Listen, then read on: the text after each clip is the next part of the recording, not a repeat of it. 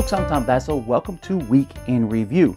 In Week in Review, we go back over the last week, take a look at the reviews that we have done, give you short snippets of what we think of them, and if you want to see more, all you have to do is check in the description of the video and see the full reviews of those. Are you ready? Let's start. Hey everybody, Z Garcia here. Last week I put out a top 5 old school CCGs.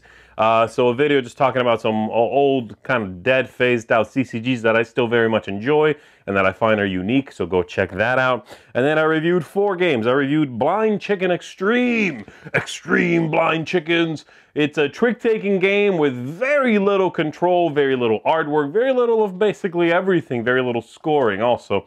And it's just one that I felt was not interesting, not engaging. There are so many better trick-taking games, so that one is a big pass for me. I reviewed 1008, an attacking kind of blind attacking game. You pick a card, you flip your card, they flip their card, you see who wins. It's okay, it's got a little interest, but it's one I could not see myself playing a whole lot. So if you really like that sort of thing, maybe. Otherwise, you can skip it.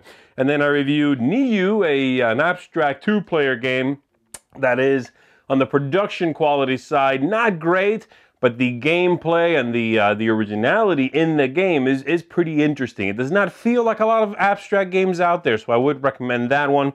And then I reviewed Yikes, a 2-player kind of bluffing, deduction-ish sort of game.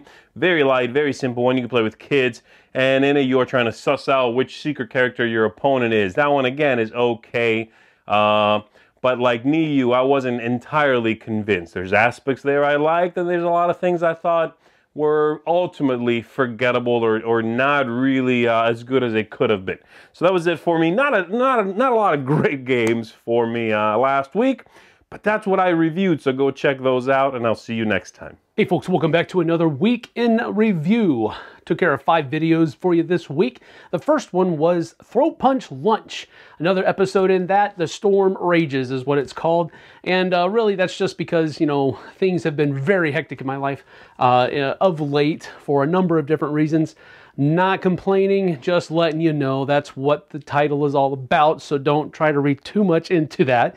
But it's a great episode, a lot of great segments from my contributors.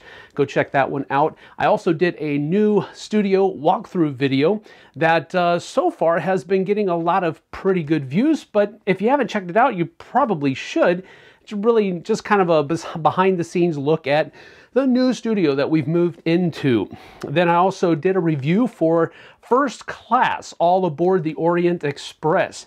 Now, I'm not usually one for the heavier midweight to heavier Euro games, which this is and can be, depending on which module you use. I have played all of the modules, and I like them all. The modules D and E are a little bit on the heavy side for me, though, but I did enjoy them. I really did like this, gave it an 8 out of 10. So go check that one out and see what you think. Then I also did a review, kind of, on the miniatures that come in Fantasy Flight's new Rune Wars tabletop miniatures game.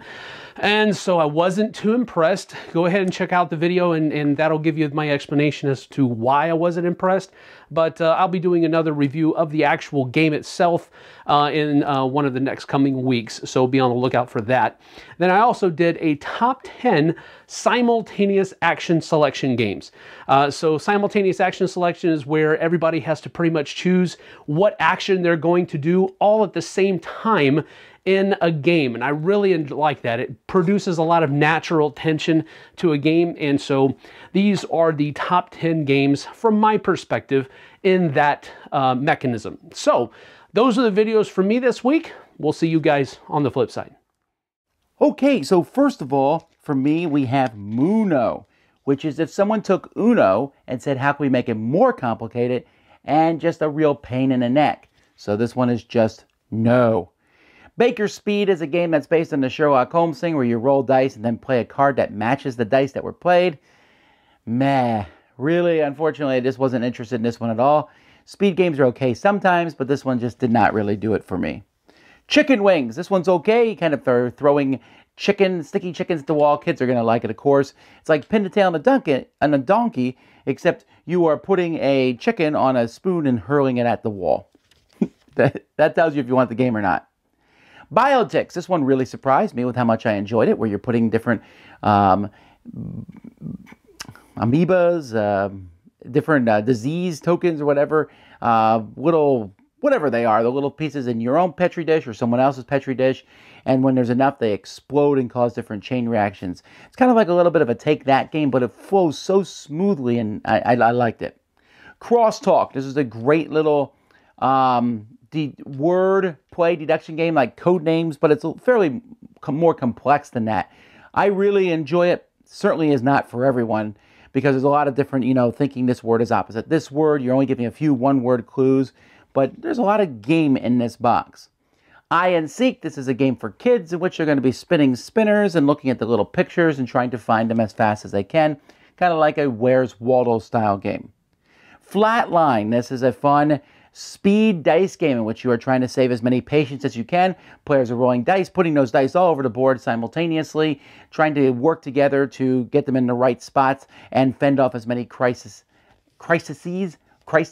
as they possibly can. Professor Marbles is a single-player puzzle-style game where you take different test tubes and pour marbles from one into the other, trying to solve a puzzle. There's 5 orange marbles here, 2 greens, but I need to get a green, orange, and this other one. How do I do that? Very impressive, actually. I also took a look at both of the Vikings Gone Wild expansions. It's a kind of magic, which adds magic cards. Both expansions add new sets of cards to take the place of some of the cards in the game. So they both increase setup time slightly, which is not the best, but other than that, they also add a lot of variety and diversity. So the magic lets you kind of go after other players or cull your deck. And then there is Guild Wars, which added some more buildings to kind of buff up attacking and defending and build walls and flying units. And it lets you play 2 versus 2, which is a fun way to play the game. I took a look at the escape room games, Exit the Game from Kosmos. These games, which are one-time use games, but are tremendously fun and maybe my favorite of all these style games. Just a lot of fun, each one trying to figure out the different puzzles in the box to get out. Deckscape is very similar from DV Giochi, although this one here is not disposable. You can play it multiple times. It's a little easier than the other games, but it also has somewhat of a different feel. Then we have Lorenzo Il Magnifico. This is a fantastic heavier Euro-style game where you're placing workers on the board trying to get cards to get points. I mean, really, the theme doesn't matter. But there's different dice that are rolled, and your workers are going to change based on the dice that are rolled. Then we have Gekido. This is robot versus robot. Think King of Tokyo. If you take the point scoring out, and it's just fight to the death. A little bit of a Yahtzee-style robot fighting game. Great miniatures also. And then finally, I talked about why I love Arcadia Quest, one of my favorite games of all time. Just so much that game has given me enjoyment, and I explain those in my video. Folks, that's our week in review. Until next time, I'm Tom Vassell, and you've been watching Week in Review on the Dice Tower.